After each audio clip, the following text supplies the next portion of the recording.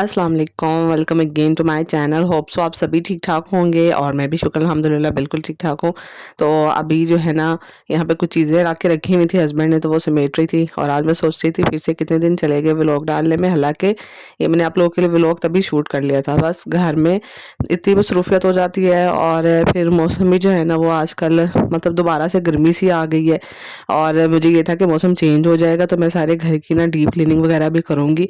लेकिन जब से गर्मी वापस आई है ना दोबारा से मेरा बिल्कुल दिल ही नहीं करता और समझ नहीं आ रही है कि मौसम भी चेंज नहीं हुआ और ऊपर से ये वायरल नज़ला ज़ुकाम बुखार ये ना हर दूसरे बंदे को हुआ है। मेरे बच्चे भी बता रहे होते हैं मामा क्लास में हर बच्चे को जो है ना तकरीबन नज़ला ज़ुकाम या बुखार हुआ है। हस्बैंड भी बता रहे होते हैं और हमारे घर में भी जो है ना सारे एक एक दफ़ा इस चीज़ से होके गुजर गए हैं और ज़ुकाम जो है ना वो तो फिर जल्दी जाने का नाम ही नहीं लेता। तो बस अब उम्मीद है कि अल्लाह करे जल्दी जल्दी से मौसम चेंज हो और मुझे ये था कि मैं घर के सारे कर्टन्स वगैरह वॉश कर लूँगी, विंडोज़ भी एक दफ़ा साफ़ कर लूँगी क्योंकि आंधियाँ वगैरह पीछे इतनी आती नहीं है ना, तो मैंने कहा चलो एक दफ़ा मौसम सही होगा ना तो फिर साफ़ करूँगी। तो बस यहाँ पे अभी बच्चों के स्कूल के आने से ना उनका मतलब टाइम हो गया था, तो मैंने जल्दी-जल्दी से ना टिंडे गोश्त यहाँ प्रेशर में मैं बना रही थी। मैंने मसाला भुना, उसमें चिकन डाला और टिंडे मैंने जो है ना वो काट के रखे। ये वाहिद सब्ज़ी है जो मेरे बच्चों को ना पसंद आ गई है। मतलब मेरे बच्चे टिंडे खाते हुए ना इतना ज़्यादा शोर नहीं मचाते, पता नहीं उनको टिंडे के जायके में ऐसा क्या लगा। हालाँकि अक्सर लोग कहते हैं कि ये टिंडे घिया हम लोगों ने नहीं खाना, बट उनके टेस्ट माशाल्लाह से इतना डेवलप हो गया है कि टिंडे और घिया में साफ़ डिफ़रेंस कर लेते हैं कि मतलब वो कहते हैं कि जो घिये का टेस्ट है ना वो बिल्कुल डिफ़रेंट है टिंडे से। तो इसलिए जो है ना उनको टिंडे ज़्यादा पसंद आते हैं और मुझे खुद भी दोनों सब्ज़ियाँ अच्छी लगती हैं, लेकिन टिंडे मुझे अच्छे लगते हैं ज़्यादा।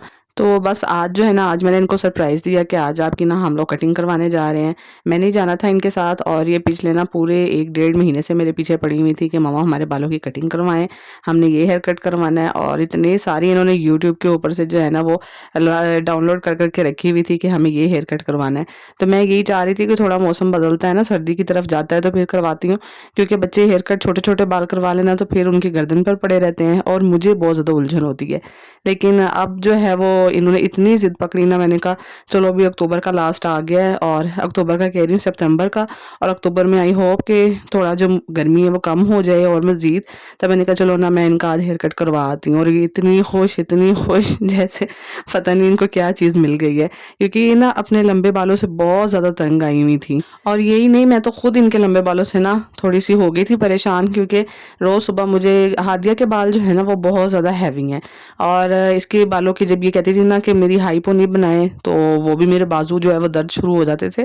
काफ़ी ज़्यादा माशाल्लाह से हैवी बाल थे, तो बस किसी साइड पे भी नहीं हम जो है ना वो माने, कोई कहता है कि मेरे हैवी बाल हों, ज़्यादा सारे हों, लंबे हों, और कोई कहता है जी लंबे हैं मेरे बाल तो वो थोड़े से हल्के होने चाहिए। तो मैंने इन दोनों की ख्वाहिश के मुताबिक फिर इनके बाल छोटे-छोटे करवा दिए जैसे इनको पसंद थे, और हुरिया ने कहा कि मैंने ना बटरफ्लाई हेयर कट करवाना है। तो इसने खुद ही से चूज़ किया हुआ था कोई निकाल के और उसका नाम भी देखा हुआ था कि जी ये बटरफ्लाई हेयर कट है। सो इसके यहाँ पे बाल ना कटिंग हो गए थे और बड़ी खुश हो रही थी कि ना मेरा सर हल्का-हल्का हो गया है, और ऐसे-ऐसे सर हिला के ना एन्जॉय कर रही थी कि बाल बहुत हल्के-हल्के से हो गए हैं। और हादिया ने जो है ना वो अपने बाल स्ट्रेट करवाए थे, वहाँ जाके इसने अपना हेयर कट लिया ही नहीं, कहती कि मुझे ये नहीं करवाना, मुझे बस छोटे बाल करवाने हैं बहुत ज़्यादा, ताकि मैं बस ईज़ी से उसको कैरी कर सकूँ। तो मैंने कहा चलो जो भी ख्वाहिश है ना वो अपनी कर लो।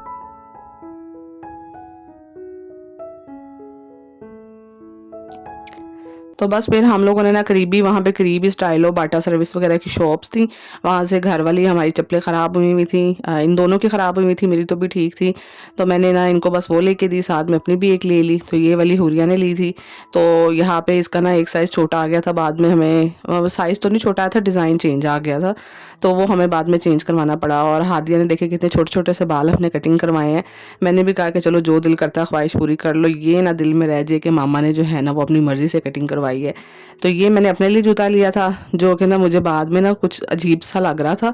वैसे मुझे उधर भी थोड़ा-सा अजीब-सा लग रहा था, लेकिन मैं अपने हस्बैंड का वेट कर रही थी कि वो आएँ और फिर ना मैं मतलब सेलेक्ट कर लूँ। 2 जूते थे, 2 ऑप्शन थे वहाँ पे, लेकिन मेरे हस्बैंड ना इतनी जल्दी-जल्दी में आए हमें वहाँ से पिक करने के लिए कि उन्होंने इतनी जल्दी में चाहिए ना कि मैं पाँव में डाल के उनको पूछ रही हूँ कि ये जूता, तो वो बस कह रहे हैं ठीक है, जो भी ले लिया।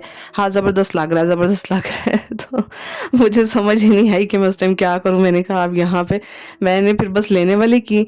और मेरी पत्नी ये ना बहुत मतलब पता नहीं, मुझे समझ नहीं आती, ये आदत है मेरी कि मैं जब तक अपने हस्बैंड से मशवरा ना ले लूँ जूता में, ड्रेस में, हर चीज़ में, तो मुझे सुकून नहीं आता। हालांकि मुझे पता होता है कि मुझे ये पसंद है या मुझे ये चीज़ लेनी है या इस पर मेरा दिल नहीं कर रहा ना, तो फिर भी मैं पूछूंगी ज़रूर एक दफ़ा, क्या आप बताएं ना, इन दोनों में से एक कोई मुझे बताएं।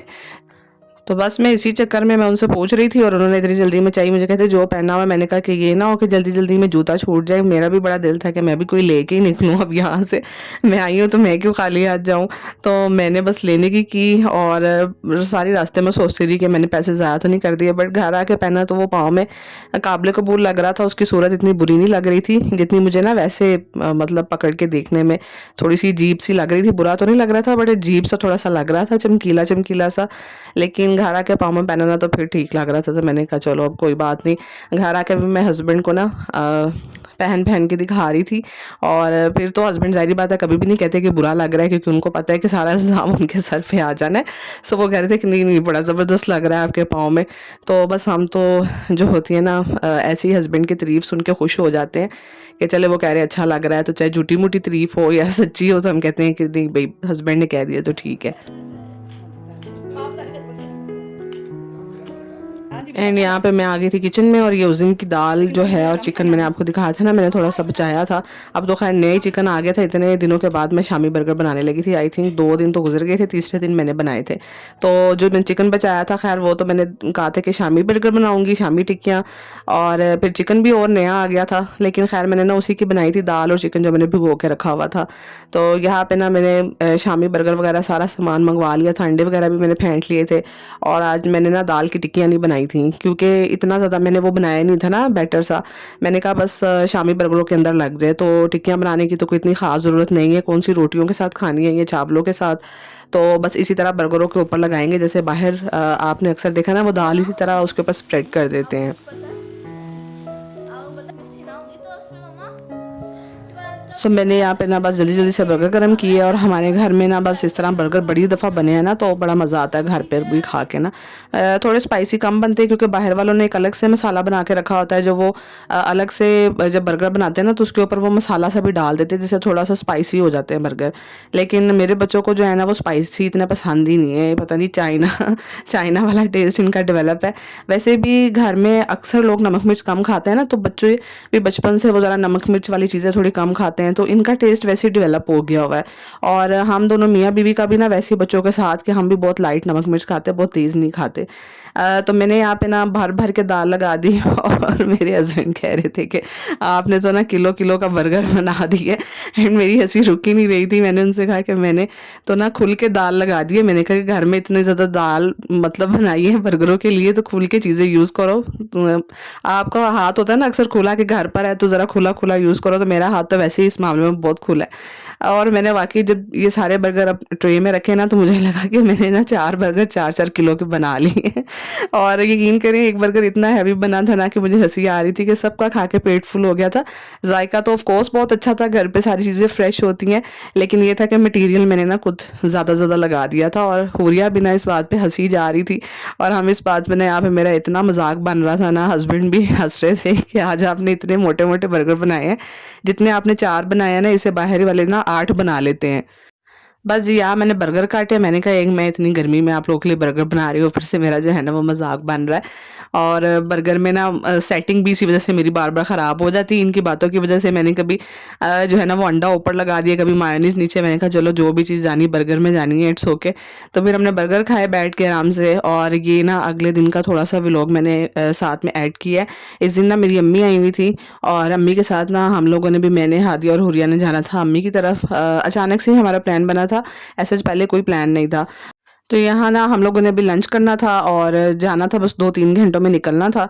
तो अपने हस्बैंड के लिए भी खाना बनाना था, वैसे हम लोगों ने भी अभी लंच करना था। तो मैंने यहाँ पे ना जल्दी से, अम्मी ने ना गोभी गोश्त वगैरह बनाया, और मैंने अम्मी से कहा मैंने ना लास्टिक लगाना है, तो अम्मी ने कहा तुम लगा लो, तो मैं जल्दी से ना गोभी गोश्त बना लेती हूँ।